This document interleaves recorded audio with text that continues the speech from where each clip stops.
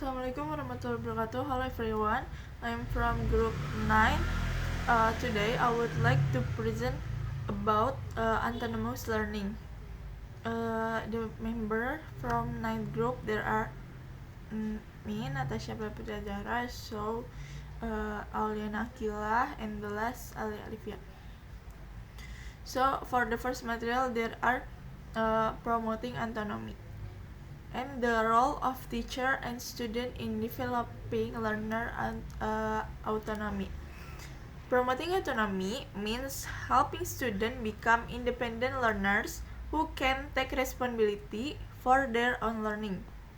According to Harmer, autonomy develops when students actively participants in learning and have opportunities to make decisions about their learning process.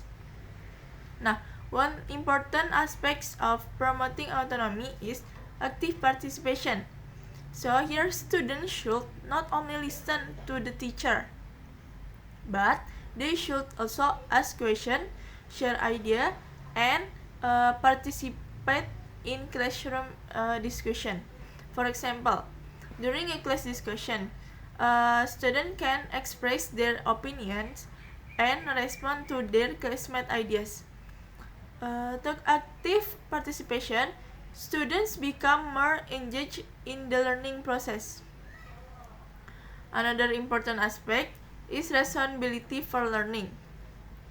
Students need to take responsibility for their own progress by setting learning goals, mentoring their performance, and reflecting on their achievement. For instance, a student may set a goal to learn 10 new English words every week and regularly check their progress. How the progress is. This helps students become more independent learners.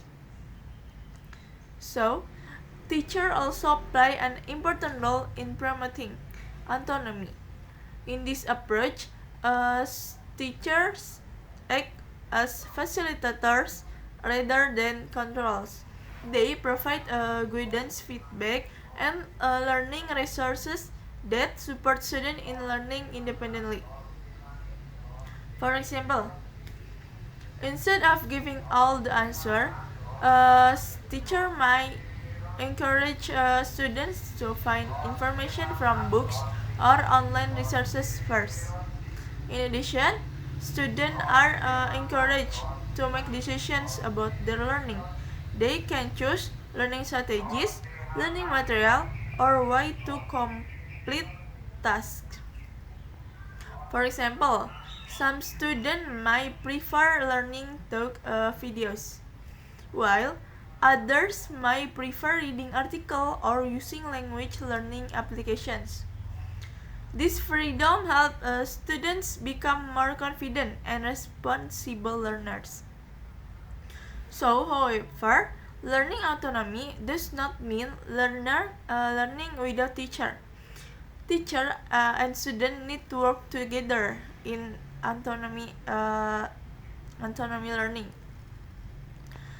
Teacher provide support and guidance while the student actively participate and take responsibility for their learning. Therefore, learning autonomy is based on cooperation and shared responsibility. So, and the last, promoting autonomy helps students become independent, responsible, and lifelong learner. Through the support of teacher and active participant from student, autonomy can be successfully developed in the learning process. So that for the first material, thank you for attention. So the next material will be present with Auliana Akila. Thank you. Let's next to the second part, B, learner training and learner autonomy. Student need training before they can become autonomous learner. Harmer emphasized that learners should be understand learning strategy, goal setting, and self-monitoring. And Nadif and Tawira also highlight that autonomous learners are able to take a responsibility to their own learning progress. Be one thinking about learning. Students should think how about they learn best. A reflection helps learner understand their strengths, weakness, and the preferred learning methods. According to the ANCA 2023, self-awareness is one of the most important character of the autonomous learner. Let's break it down. Look at the characteristic of the reflective learners. First is awareness of learning process, reflecting on learning experience, identification of strength and the weakness, selection of appropriate learning strategies for them. Because of that, self-awareness is a foundation of autonomy, and the reflective learners actively assess that work for them. Taking over means that gradually transferring responsibility from a teacher to students. Learners begin making decisions about learning goals, activities, and resources.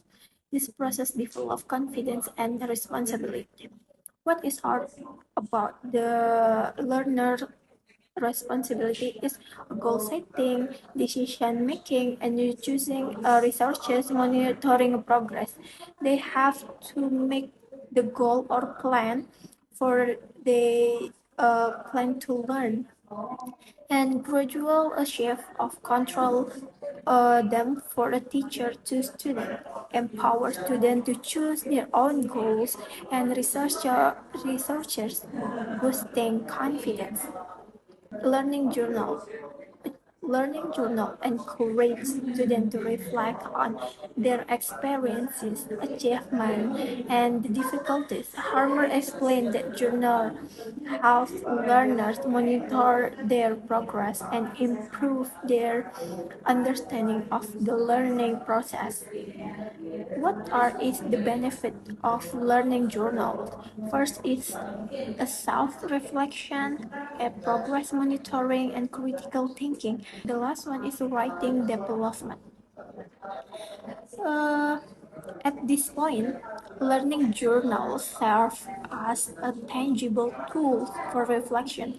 Benefits span across a critical thinking, taking progress, and skill development. The last one is forcing agency. Harmer argued that autonomy should be not forced. Some learner may not be ready to take full responsibility for their learning.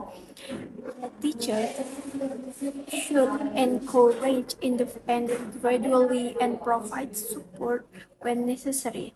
What is the importance of consideration from this? Learner readiness, learning preference, teacher support, and gradual development of autonomy. Because of that, autonomy cannot and should not be forced because the student cannot enjoy the learning because they feel that something they forced to be and feel that very happy burden for them. And teachers must act as a facilitator, offering so-called gradual transition based on the student readiness.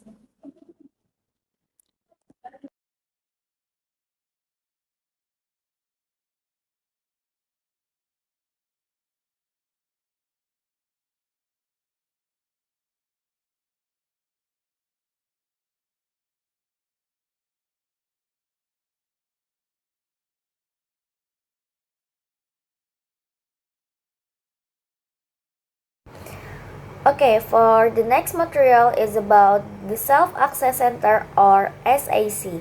A Self-Access Center or SAC is a place where students can learn independently by using various learning materials and resources. According to Harmer, SAC helps learners take greater responsibility for their own learning because they can choose what, when, and how they want to study. Resources in a SAC may include books, worksheets, audio recordings, videos, computers, and online materials. By using these resources, learners can develop autonomy and improve their learning outside regular classroom activities. For the next point is about characteristics of a good self-access center. A good self-access center should provide a wide variety of resources that meet different learners' needs and learning styles. The materials should be easy to access, well organized, and suitable for different proficiency levels. In addition, the learning environment should be comfortable and motivating so that students feel encouraged to learn independently. Teachers or advisors may also provide guidance to help students use the resources effectively. And for the next point is about evaluating self-access resources. The resources available in SAC should be evaluated regularly to ensure their quality and effectiveness. Learning materials should be relevant to learners' goals, appropriate for their language level, and easy to understand. Outdated or ineffective materials should be replaced with more useful resources. Regular evaluation helps ensure that students receive meaningful learning support and can make the best use of the center. And for the next material is about after and outside the course. Harmer emphasizes that learning should not stop when a course ends. One of the main goals of learner autonomy is to prepare students to continue learning independently throughout their lives.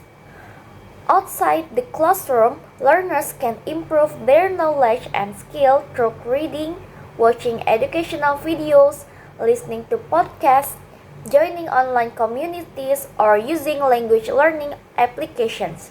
These activities help learners maintain and develop their abilities continuously. And for the last point is about training students to continue learning. Teachers play an important role in preparing students to become lifelong learners. Students should be taught how to set realistic goals, plan their learning activities, monitor their progress, and evaluate their achievements. Teachers can also introduce learners to useful resources such as websites, online courses, podcasts, and digital learning platforms. By developing these habits, students become more confident in managing their own learning after formal education ends. So, the conclusion of our material today is learner autonomy is the ability to take responsibility for one's own learning. Through learner training, reflection, learning journals, self-access learning, and continuous learning outside the classrooms, students can become independent and lifelong learners. Technology and modern learning resources further support the development of autonomous learning in education and daily life. So, that's all from us. Thank you for watching, and I hope you can take the summary and apply it in your own life. Thank you for watching and see you next time.